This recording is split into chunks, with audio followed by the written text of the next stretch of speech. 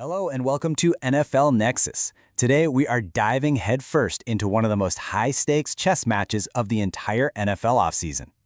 The Green Bay Packers, a team that really just exploded onto the scene last year, are now staring down a decision that could alter the entire franchise.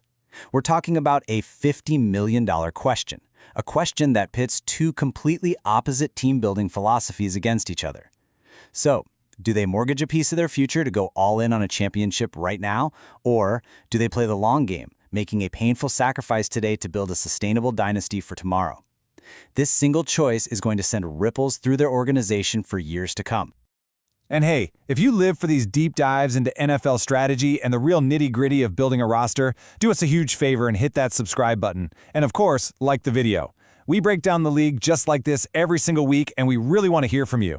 Let us know what you think the Packers should do down in the comments below. All right, let's just boil this whole complex situation down to one pretty brutal question, because this is the razor's edge the Packers front office is walking right now. Do you go out and sign a 35-year-old declining legend to plug a catastrophic hole on your roster? Or do you stand by and willingly let your 27-year-old homegrown star left tackle just walk out the door for what, on the surface, looks like absolutely nothing? You know, these two choices, they feel like they exist in different universes, but as we're about to see, they are fundamentally and irrevocably linked. So this brings us right to the heart of the matter. The Packers are truly at a crossroads. We're going to zero in on two positions, defensive end on one side of the ball and left tackle on the other. But this is about so much more than just players. The choices they make here represent a clash of philosophies that will define the entire competitive window for their young quarterback and this amazing ascending team. And the context here is absolutely everything. The Packers are coming off a season that pretty much shattered expectations, right? They found their quarterback of the future, their young weapons all came into their own, and they looked like a team right on the verge of greatness. But just under that shiny surface, a full-blown crisis has been brewing. Their defense is facing a potential collapse at a key position, while their offense is staring at this bizarre, counterintuitive decision that's going to determine how they protect their franchise star. This isn't just a fork in the road, it's more like a cliff's edge. So let's tackle the crisis head-on. This is path number one, what we're calling the quick fix. It's the philosophy of spending big money on a proven veteran to solve an immediate, desperate problem. And believe me, right now, the Packers' pass rush isn't just a problem, it's a 5-alarm fire. For the better part of a decade, the Green Bay edge rush was a fortress, the cornerstone of their defense. It was a position of strength, stability, and honestly fear. But in the span of just one season, that fortress has completely crumbled into ruins. Through a perfect storm of injury, free agency, and some shocking underperformance, it has become, without a doubt, their single biggest liability. And when I say a perfect storm, I mean a convergence of worst-case scenarios. First, the superstar they acquired, Micah Parsons, a true game wrecker, is sidelined with a torn ACL, and he's expected to miss the start of the season. That's just a devastating blow. Then Kingsley Enagobre, the guy who stepped up to lead the unit in snaps down the stretch, he's an unrestricted free agent.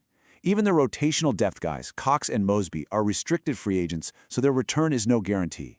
But all of that is secondary to the real mystery, the elephant in the room that turned this whole problem into a full-blown crisis. What in the world happened to Rashawn Gary? This is the absolute heart of the crisis. Rashawn Gary, the player they handed a massive contract extension to, the man they built their entire pass rush around, he didn't just have a down year. His performance didn't just dip, it fell off a cliff. The drop-off wasn't gradual, it was a sudden, violent, and catastrophic collapse that nobody saw coming. Now, what's really interesting here is that these numbers tell a story more shocking than any description I could possibly give. Just look at this production cliff. Through the first 7 games of 2025, Rashawn Gary was playing like a legitimate defensive player of the year. He had 7.5 sacks, which led the entire NFL at that point. He was an unblockable force. Now look at the right column. In the final 10 games of the season, we're talking more than half the year, his production was 0. 0 sacks, 0 tackles for loss. He became a complete non-factor, a ghost on the field who opposing offenses simply stopped accounting for. And this is where a performance problem becomes a financial nightmare. That ghost is scheduled to count for $28 million against the salary cap next season. That is the 7th highest figure for any edge defender in the entire league. To put that into perspective, that's enough money to sign 2, maybe even 3 quality starters at other positions. The Packers are paying for an elite, top-of-the-market superstar, and for the most important stretch of the season, they got bottom-of-the-barrel production. It's an anchor on their finances. So with Gary ineffective and Parsons injured, the entire unit just imploded. As Bradley Locker from Pro Football Focus, that's a highly respected football analytics company, points out, the Packers' edge rush finished 21st in the league in PFF's pass rush grade.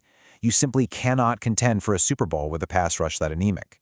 So, the experts have identified the problem, and they've also proposed a very specific, very bold solution.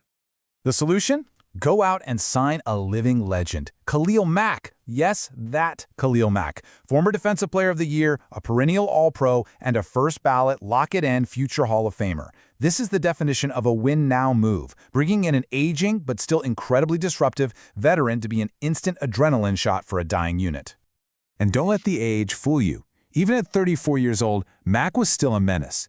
He posted 5.5 sacks and 6 tackles for loss. But the key number here is the 4 forced fumbles. That's a game-changing stat. His pass rush win rate, which is a metric that measures how often a rusher beats his blocker, was still 14.1%. That ranked 34th out of 110 qualifying edge rushers, firmly in the upper tier, and a massive upgrade over the ghost of Rashawn Gary.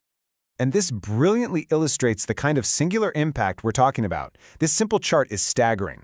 Last season, Khalil Mack, one player, forced 4 fumbles. The entire Green Bay Packers defensive line, every single player combined, also forced 4 fumbles. He is a one-man turnover factory. Those are the plays that swing games, that steal possessions, and that win you playoff matchups. It's the exact kind of explosive playmaking this defense is absolutely starving for. So what would motivate him to come to Green Bay? Is it just one last payday? Well, according to Mack himself, his tank is far from empty. He says he's a natural competitor, and there is one glaring hole on his Hall of Fame resume: a championship. Incredibly, he has never won a single playoff game in his storied career. He's not just looking for a team, he's looking for a contender. He wants a ring. So here's the crucial point. This is path number 1. This is the buy now philosophy in its purest form. You identify your biggest, most glaring weakness, and you throw money at a proven, high-impact veteran to fix it, hoping it pushes you over the top for a Super Bowl run. Now let's pivot and look at the other side of this coin. While the defense is in total crisis mode, the offense is contemplating a completely different, almost Zen-like strategy. We're going to call this the long game. And it centers on what seems at first glance like a completely insane idea, a strategic loss involving their star left tackle, Rasheed Walker. This is where the logic gets wonderfully counterintuitive. While one part of the organization is desperately trying to plug holes, another part is seriously considering creating a brand new, massive hole by letting one of its best young players walk out the door. It sounds like madness, I know, but there is a cold, calculated, long-term strategy behind it. First, you have to understand who Rasheed Walker is. His is the ultimate NFL draft and develop success story. He was a 7th-round pick, basically a lottery ticket that almost never cashes. But the Packers coached him up, and he developed into a legitimate, high-quality starting left tackle. In fact, ESPN's Matt Bowen just ranked him as the 8th best free agent available, period, and the #1 offensive lineman on the entire market. From a 7th-rounder to the best available at his position is just a meteoric rise. And the advanced stats absolutely back up the hype. Last season, Walker posted a pass block win rate of 93.8%. That elite number ranked 11th out of 68 qualifying tackles across the league. He proved he could protect his quarterback's blind side against the best pass rushers in the world. And in the NFL, that skill set at that premium position gets you a massive payday.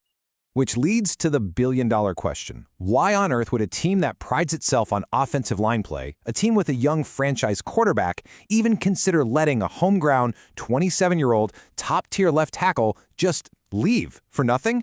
Well, the answer isn't on the field. It's buried deep in the NFL's rulebook. The answer is the compensatory pick formula. This is a crucial concept. Essentially, the NFL has a system to reward teams that draft well and develop their own players. If a team loses more significant free agents than it signs in an offseason, the league awards that team extra draft picks in the next year's draft. It's the NFL's way of helping good, well-run organizations stay good. Here's how it works, step by step. First, Rasheed Walker hits free agency, and, as the top lineman available, signs a massive contract with a new team. Second, and this is the key, the Packers have to exercise restraint and remain quiet in free agency. They cannot sign an expensive player, like, say, a Khalil Mack, because that would cancel out the loss of Walker in the league's formula. Third, the NFL runs its secret calculations. And finally, if the numbers show the Packers suffered a significant net loss, they're awarded a valuable extra draft pick in the 2027 draft. You're basically trading a great player now for a great asset later. And this is not just some theory. It's a proven strategy. Look at these recent examples. Last year, tackle Dan Moore Jr. signed a deal worth $21 million a year, and his old team, the Steelers, got a third-round compensatory pick as a result. Guard Aaron Banks signed for over $19 million a year, and the 49ers got a fourth-rounder. The data is clear. The bigger the contract the player signs elsewhere, the better the draft pick you get in return. So the logic snaps into focus. Given that Walker is rated as the top offensive lineman on the market, it is almost certain he will sign a contract in that $20 million per year ballpark. And if he does that, the Packers are positioned to receive a future third or at worst fourth-round draft pick. For a team that lives and dies by the draft, that is an incredibly valuable piece of currency. And this isn't just about the pick. This move makes sense for a few other reasons. 1. They have a succession plan. Their 2024 first-round pick, Jordan Morgan, was drafted with the long-term vision of him playing tackle. 2. While Walker is a great pass protector, he isn't flawless. He did allow a career-high 40 pressures last year. And 3. He's always been a limited run blocker, earning a subpar 53.7 grade from PFF in that area. The front office might believe that the combination of his flaws and their internal replacement makes a future third-round pick more valuable than the giant contract Walker's about to get. This, then, is the second philosophy. This is the build-for-later path. You make a calculated, painful sacrifice in the present. You willingly accept getting weaker at a critical position, all to hoard valuable draft assets that will give you more shots at finding young, cheap talent to build a stronger, more flexible roster in the future. And that brings us to the final showdown. Two completely different paths, two conflicting strategies, but both of them are aimed at the exact same goal: winning a Super Bowl. It is the ultimate organizational choice between the urgent needs of the present and the patient investment in the future. Okay, let's dive into this, because this right here is the exact decision tree sitting on the general manager's desk. Path 1. Sign Khalil Mack. The pros are immediate and obvious. You fix your biggest weakness with a proven player who is hungry for a title. The cons? He's 35, he'll command a high salary for what is a 1 or 2 year solution, and his decline could be sudden. Path 2. Let Rasheed Walker walk. The pros? You get a prize draft pick in 2027, you save a ton of money, and you stick to your core philosophy of sustainable, draft-based team building. The cons are terrifying. You create a brand new hole protecting your quarterback, you get zero immediate help for this season's championship push, and you're betting everything on an unproven player in Jordan Morgan. And the crucial point is, you can't do both. Signing Mack completely cancels out the compensatory pick for losing Walker. They are mutually exclusive. And this final quote from ESPN's Matt Bowen really highlights the inherent risk in the buy now path. Even the experts who advocate for signing Mack admit he can't be the dominant every down force he once was. He's a specialist, a situational rusher. He can still create those impact plays, absolutely. But you are paying a premium price for a part-time player, and you're trading a tangible future asset for that luxury. And so, it all comes down to this. The Packers are facing the eternal question that defines every great NFL franchise. When your window to win is wide open, do you use your precious resources to patch the hole that's threatening to sink this year's voyage? Or do you save those same resources to ensure you can build an even stronger, faster championship ship for all the voyages of tomorrow?